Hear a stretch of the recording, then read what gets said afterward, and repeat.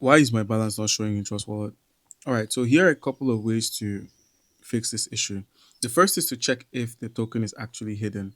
So go ahead and open up your Trust Wallet, and then once you've opened up Trust Wallet, the next step you're going to be taking is on the home screen. Just click on the Manage Crypto option. You'll find it at the top right corner of your screen here.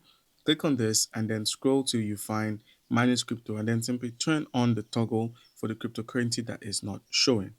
And then the next step you're going to be taking would be to simply check your transaction status. So if you received crypto recently, your transaction may still be processing. And as a result, all you need to do is just copy your wallet address and then search it on the appropriate blockchain explorer and then confirm the transaction status. So you could just confirm the status of the transaction if it has been completed or not.